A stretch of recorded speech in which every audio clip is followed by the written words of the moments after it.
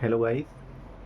सो आज हम डिस्कशन करेंगे about generation of computers and their applications. तो different different types of computers होते हैं।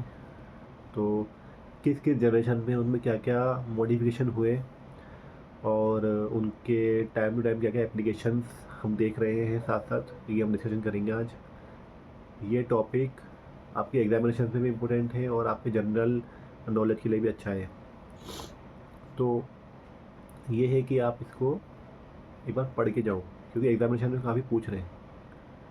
और अगर आपका एग्जामिनेशन नहीं भी आता है फिर भी आपको पता तो होना चाहिए। जैसे हम स्टार्ट करते हैं फर्स्ट जनरेशन से। जब कंप्यूटर बनना स्टार्ट हुआ था, वो कंप्यूटर बनना कब स्टार्ट हुआ था? जब सेकेंड वर्ल्ड वॉर स्टार्ट हुआ था। सेकेंड वर्ल्ड वॉर के टाइम पे जो अमेरिका है या फिर डिफरेंट डिफरेंट जो कंट्रीज़ हैं, उनकी ज़रूरत पड़ी थी एडवांस कंप्यूटिंग की, कंप्यूटर की, जो ह्यूमन जो ह्यूमन वर्क है उसको आसान कर दे। ठीक है। 100 ह्यूमन का काम अगर एक कंप्यूटर कर रहा है, तो इस तरीके को ज़रूरत पड़ी थी, जो डिफरेंट डिफरेंट टेक्नोलॉजीज़ का यूज़ किया गया था। तो फर्स्ट जनरेशन का जो कंप्यूटर आया था वो अप्रोक्स 1940 से 1950 की इरा में आया था। अप्रोक्स 1942 जब वर्ल्ड वॉर स्टार्ट हुआ था उस टाइम पे आया था। और 1950 के अप्रोक्स जो जनरेशन था तब तो चला था। 1952, 1953, 1954 अप्रोक्सीमेट इतना ही। इस कंप्यूटर में, इन कंप्यूटर्स में वैक्यूम ट्यूब यूज़ किए गए थे। वैक्यूम ट्यूब, आप वैक्यूम का मतलब समझते हो? हवा, खाली स्पेस, जहाँ पे कोई भी मतलब बीच में स्पेस नहीं, हवा नहीं हो, साउंड नहीं हो, तो मतलब वैक्यूम, बीच में कोई एयर नहीं हो। तो वो ट्यूब्स इलेक्ट्रिकल सिग्नल को पास करने के लिए यूज़ किए जाते थे।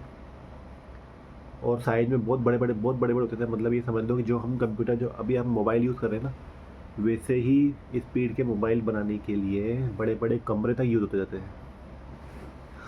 तो इतना बड़ा स्पेस कवर करता था वैक्यूम ट्यूब, किसी भी डाटा को प्रोसेसिंग करने के लिए और स्टोर करने के लिए। अगर सपोज करो आप एक वीडियो चला रहे हो, तो वीडियो अभी आप डायरेक्ट आप देखते हो कितनी फास्ट चल जाता है।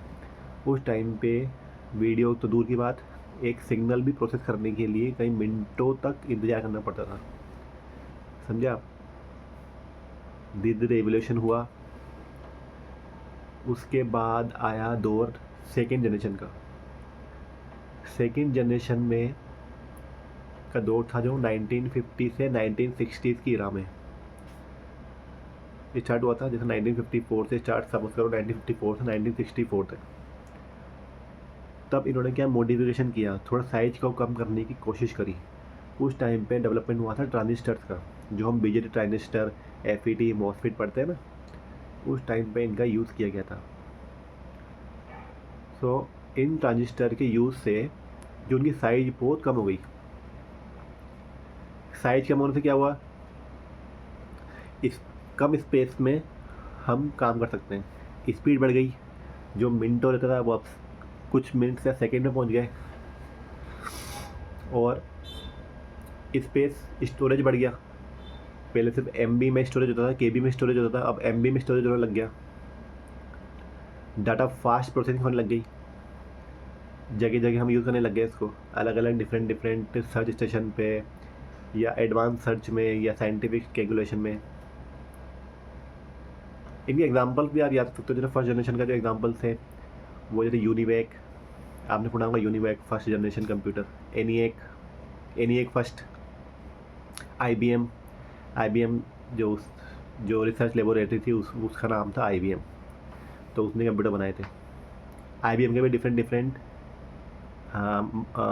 सीरीज लॉन्च हुए थे, जैसे IBM फर्स्ट, फिर IBM 1401, ऐसे। सेकेंड जनरेशन में भी IBM ने कंप्यूटर बनाए थे। IBM एक रिसर्च लेबोरेटरी अमेरिका की, और उसने कंप्यूटर बनाए थे। सेकेंड जनरेशन में यूज़ किया गया था ट्रांजिस्टर। ठीक है।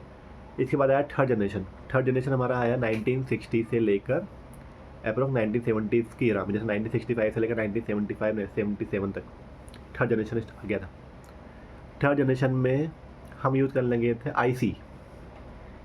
IC का मतलब होता है इंटीग्रेटेड सर्किट। IC जो होती है वो बीजेटी बहुत सारी बीजेटीज़ को स्मॉल स्मॉल जो साइज में करके एक कंबाइंड एक पूरा का पूरा एक मॉड्यूल बनाते हैं जो मदरबोर्ड होता है। बहुत स्मॉल बहुत सारे बीजेटीज़ को इकट्ठा करके उनको आईसी बोलते हैं। इंटीग्रेटेड सर्किट, इंटीग्रेटेड मतलब बहुत सारे सर्किट को इंटीग्रेशन करना। उससे क्या हुआ, जो दौर चला था वो उसमें IBM की सीरीज चली थी और बहुत सारे डिफरेंट कंप्यूटर्स भी आए थे। उसमें साइज इतना कम हो गया, क्या बताऊं, जो एक एक बड़े बड़े कमरे के बराबर साइज था वो हमारे सिर्फ एक टेबल पे आराम से हम काम कर सकते थे। वो दौर चला, उसमें वीडियोस भी आने लगी। इसके बाद फास्ट प्रोसेसिंग स्टार्ट हुई, स्पीड कम हुई, स्पीड ज़्यादा हुई, टाइम कम लगने लगा, स्टोरेज कैपेसिटी ज़्यादा हुई, डिफरेंट जगह पे यूज़ करने लगे। इसके बाद पर्सनल कंप्यूटर जो आप देखते हो वो इसी का ही रूप है। इसके बाद स्टार्ट हुआ दौर माइक्रो प्रोसेसर का। माइक्रो प्रोसेसर ने क्रांति ला दी पूरे ऑल वर्ल्ड में।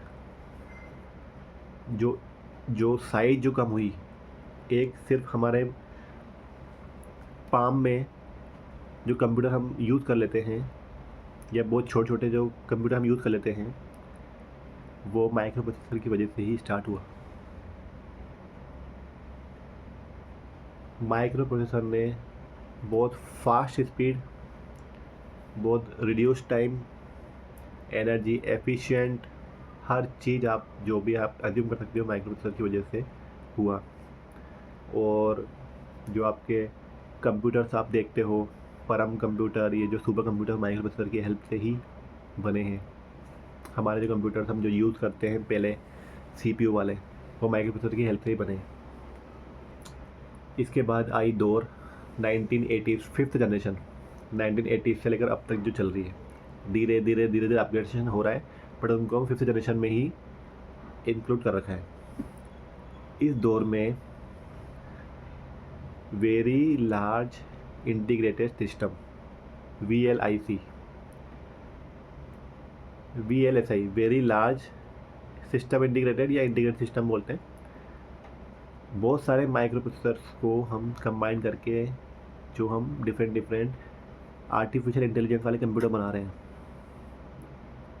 उसमें टाइम भी कम, मेमोरी भी ज़्यादा, स्पेस भी कम, आर्टिफिशियल इंटेलिजेंस भी ज़्यादा, एडवांस रिसर्च, या बैठे बैठे हम पता लगा सकते हैं कि कब बारिश होगी, कब तूफ़ान आएगा, कब अर्थक्वेक होगा। फ़ोन कॉल्स या अपने स्मार्टफोन जो हम यूज़ कर रहे हैं, लैपटॉप्स, एडवांस टेक्नोलॉजीज़, ये सब VLSI की वजह से ही पॉसिबल हो पाया है। अब देखते हैं डिफरेंट अब कौन सा जनरेशन आता है, बट अभी 5th जनरेशन के कंप्यूटर्स आप मार्केट में देख रहे हैं और इसमें भी मॉडिफिकेशन हर टाइम के साथ होते रह रहे हैं। कुछ सालों में आपको पता ही नहीं लगेगा कि जो यूज़ आप मोबाइल कर रहे हो वो अब हाथ से आप कॉलिंग कर सकते हो, इतनी टेक्नोलॉजी आई जाएगी। तो इनके आपको क्या करना है, जनरेशन याद रखना है। क्या क्या यूज़ आए थे, पहले वैक्यूम ट्यूब्स, फिर BJT, ट्रांजिस्टर्स, फिर आया था माइक्रो प्रोसेसर, फिर आया था IC, फिर आया था माइक्रो प्रोसेसर, फिर आया था VLSI। इस तरह सीक्वेंस आप याद रखने। एग्जाम्पल याद रख लो, स्टार्टिंग का 1st जनरेशन का यूनिवेक, ENIAC, बस इसे ज़्यादा आपसे नहीं पूछते क्वेश्चन, बट आपको ये आप याद रखना है। और जो सन है, किस सन में कौन कौन से जनरेशन स्टार्ट हुई थी और एंड हुई थी, वो आपको याद रखना है।